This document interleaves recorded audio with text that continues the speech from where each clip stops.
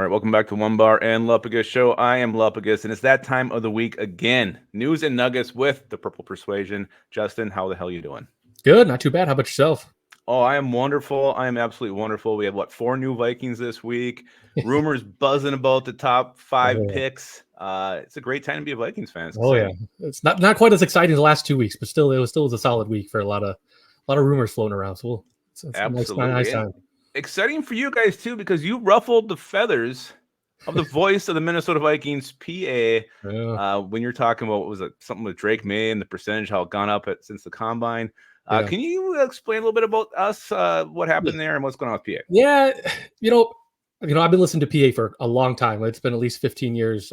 Almost every day I listen to his show. So, from a radio personality point, I know him very well. He talks about us on his show all the time. He uses it for, his news and nuggets for Vikes Bites and stuff. So, he follows us too. So he's pretty selective with who he follows. He enjoys our stuff. I'm not sure what happened with this one, but we definitely ruffled his feathers a little bit. And yeah, from our perspective, it's hard to give context on every single tweet. To give a full background of everybody. We try to be open and honest with what we're putting out there. We're not trying to be clickbaity and stuff like that. We're trying to give the news to the people, but it's hard to give the whole context, the background, the story sometimes without surpassing 500 characters, and people lose interest in that long of text. But yeah, I don't really know what rubbed him the wrong way on this one. We just pretty much said that he said his odds of the Vikings trading up with the Patriots specifically have increased significantly since the combine, and that's what we said in the tweet, and that's what he said. But it was kind of,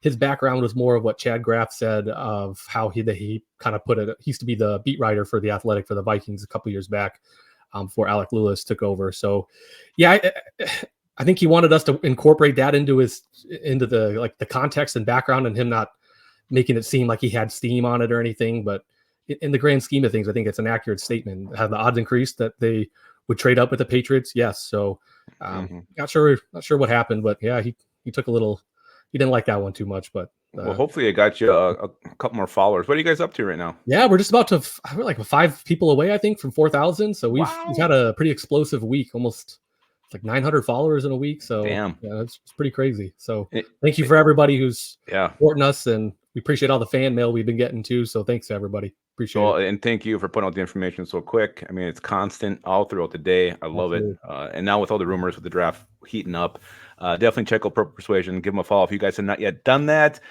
So we mentioned earlier, Vikings, I think it was 4 new players this week. Jonah Williams, Shaq Griffin, Kamugajir Hill, and also Jihad Ward. Which one of those guys do you think is maybe going to have the biggest impact for the Vikings? I think we all kind of see them as depth pieces, but to you, which one's going to have the biggest impact? I think Shaq Griffin actually is going to be the starter, I think, or at least he's going to get a good run for his money. I think Flores specifically picked him out.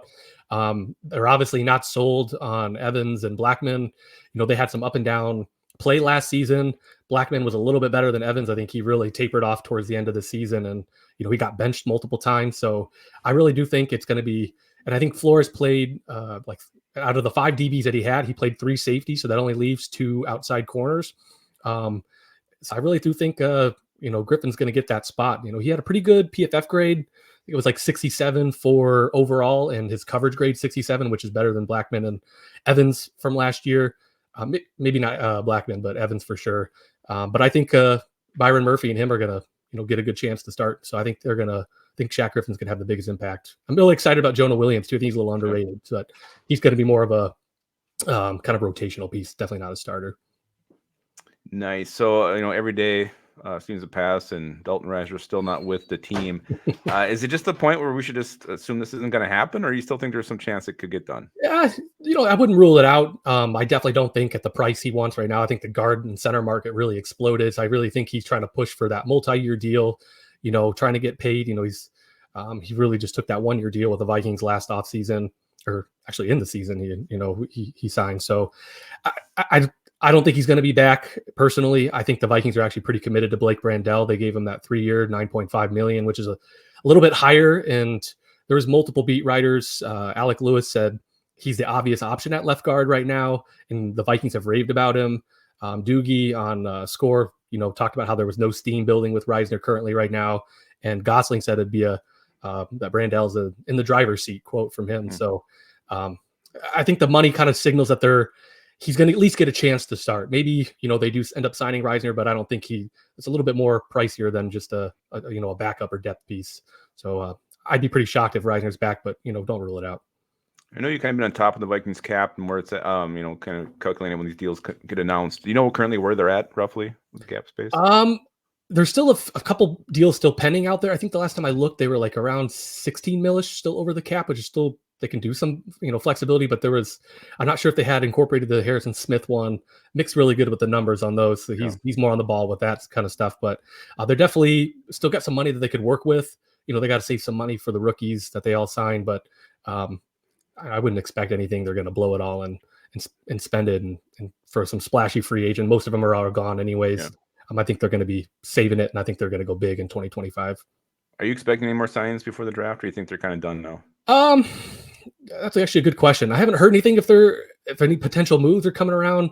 If they do, it might be like some more depth pieces. Definitely nobody splashy. Possibly on the O-line. I think they could use one more guard, and maybe even a tackle, like just as a backup. Mm-hmm. But in the grand scheme, I don't think they're going to do anything splashy. They may sign maybe one or two more guys. Seems like Kwesi's signing a guy or two every hour, it seems like. Mm-hmm. I think it's definitely going to slow down this week, and they'll maybe roll into the draft and see kind of what they didn't get, what they did get, and then kind of go from there and pick over the leftover free agents post-draft. So the whole kind of theme of the week was Vikings, getting into the top 3, getting in the top 5. Which way do you think they're going to go, and where do you think they have to go to get? I mean, I think McCarthy, right? That's what it seems like. Yeah, I think it's McCarthy or May. I think those are the two lockdown ones. Although Alec Lewis had a piece that said don't rule out Jaden Daniels, but I'd be flabbergasted if the Commanders moved out of that spot. They traded Sam Howell, and I think it's a long shot at best that they trade back. But everybody's got a price. As how much do you want to give up and mortgage your future? But and anything's possible.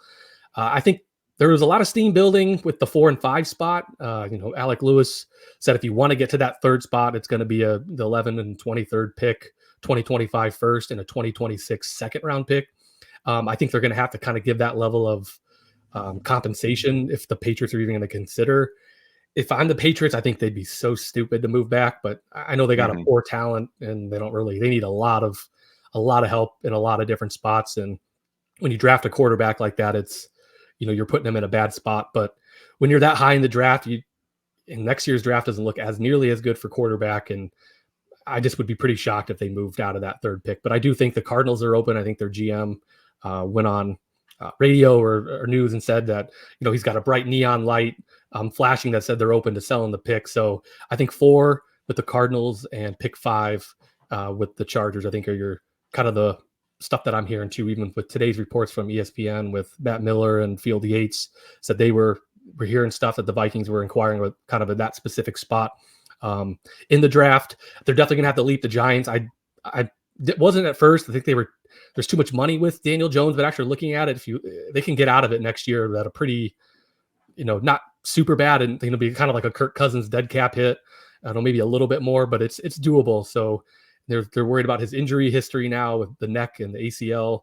So I really do think they're going to have to jump the Giants for a quarterback, because I think they're going to kind of a little dark horse that kind of seems to be popping up here late in the kind of the free agency period. Yeah, I was kind of the word with that Matt Miller report that caught me, and Onebar, we did a video earlier on this, but it was the word aggressive. Like, yeah, does that mean overpayment? Does that mean it's going to happen soon? What did you take away from the word aggressively willing to move up? I think they're going to give. I think people think it's just going to be the 11 and 23rd pick, and that's going to get us to 4 or 5. I think they're going to have to give up some more. They're going to tax because they know it's a quarterback. And I don't think Kwesi's afraid to do it. I think he's said multiple times that, if you're going to go get your guy, go get him.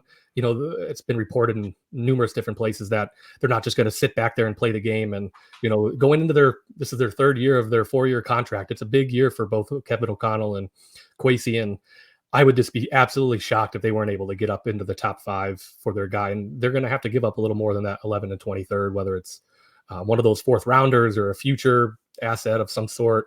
Aggressive, I think they're going to give up more than 11 and 23, and they're going to make that move. Yeah, with Kwesi's draft trade history, I'm a little scared what aggressive could mean. But again, it means getting your guy. Let's get our guy, right? Yeah, they're not going to sit and wait. They're playing with fire at that point, and their jobs are on the line, in my opinion. With just let Kirk walk and not have a backup plan. I know there was talks of maybe them going Byron Murphy. That's kind of their backup plan B or C, whatever you want to rank it as. And then kind of maybe going with a Bo Nix or Penix Jr. later in that 23rd pick. But if they go that, there's going to be a lot of angry fans, and I wouldn't be too excited about it either. So it would be so deflating if that's the route they end up going. But the one thing that gives it a little bit of legs, in my opinion, is the fact that the Texans came to the Vikings with the trade. If that's true, like, and Quasi didn't mastermind this whole deal, doesn't that give a little bit more credence to that theory, maybe having some plausibility to it?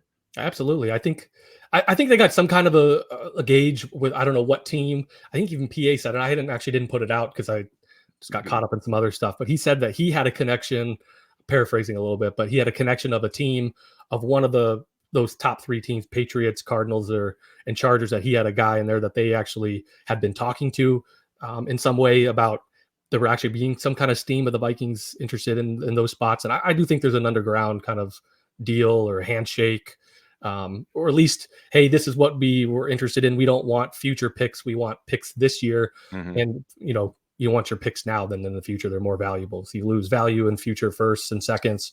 So I do think it gives them some flexibility if something were to happen. But, I think there's a little handshake underground with one of those teams to move up, at least what they would be looking for. And this is probably, you think, a deal that gets done on draft day? Yeah.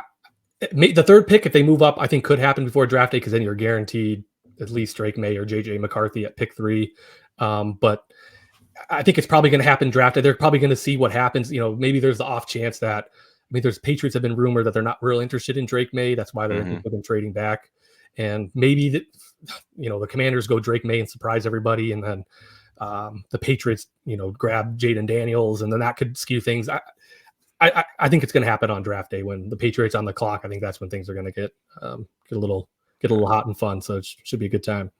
It's going to be a good time. So I'm going to need to be pounding a bunch of beers so I don't have a heart attack. It's going to be very stressful. It's going to be a good first round, though. And then it might be a little slow until a little bit of a lull. All right, Justin. Again, appreciate you coming on. Purple Persuasion. Give him a follow on Twitter. So pretty much be a weekly segment from now up till the draft, give or take. But we appreciate you coming on, and thank you for all the news you drop to us on a daily basis. Absolutely. Thank you so much for having me on. Appreciate it. Hell yeah.